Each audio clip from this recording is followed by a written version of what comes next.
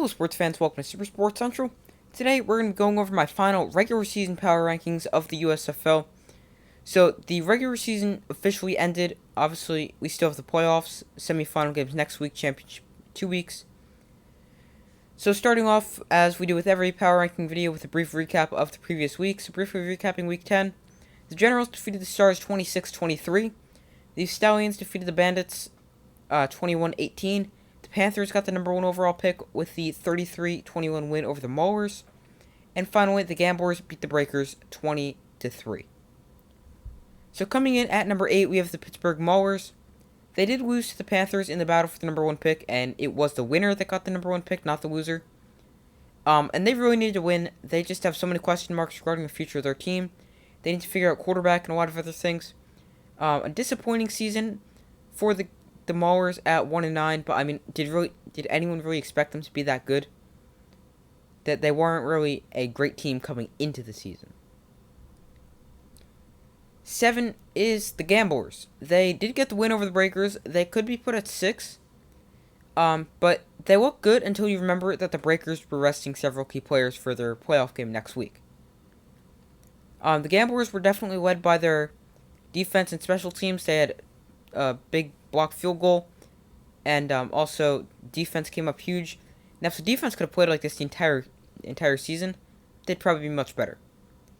But 3-7 record for the Gamblers as they finish off the USFL season at 3-7, and number 7 in my power rankings. But this is just regular season. There's still gonna be power rankings throughout the playoffs, and after the championship game, we're gonna have one big final power ranking video. Coming in at number 6, we have the Panthers. They could have solved quarterback with Paxton Lynch. He played very well in the win over the Maulers. They do have the number 1 overall pick in the 2023 USFL draft.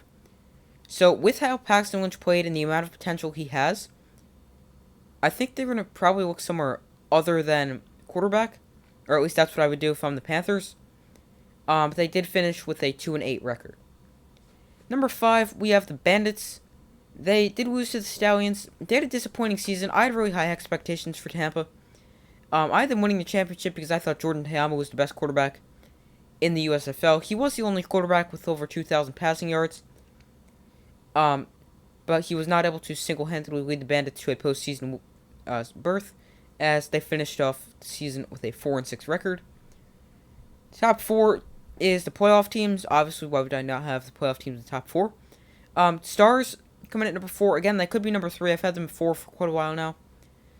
They had a close loss to the Generals, so they play again next week in the playoffs. Overall, the Stars had a good season, especially when you consider they played with a backup quarterback for most of it. Although Case Cooks looks really good, he probably could have started from day 1. The Stars finished with a 6-4 record. Number 3 is the Breakers. They could definitely be at 4, but I do have them at 3. I don't want to penalize them because they lost to a Gamblers team when the Breakers were resting starters. I mean, it was a pointless game for them. It's a razor thin margin, but Breakers at 6-4, coming in at number 3, slightly ahead of the Stars, who finished with the same 6-4 record. Number 2 is the Stallions. The Stallions in general could also be in either order. The Stallions have not played as well as they could have lately.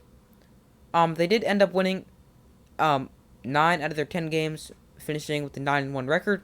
Still a really good team and really good season for the Stallions. And number 1 is the New Jersey Generals. They're at number 1 for the second straight week. They're on a 9-game winning streak heading into the playoffs. They've won every game aside from their opener against the Stallions. And they've just been really good. And until someone can stop their rushing attack, they're going to be unstoppable. So, the Generals come in at number 1. So, that's going to be it for my final regular season USFL power rankings. Make sure to like, subscribe, and comment if you agree or disagree and why. I do my best to post as often as possible. Make sure you subscribe and turn on notifications. We've got playoff previews and predictions coming later this week for the USFL.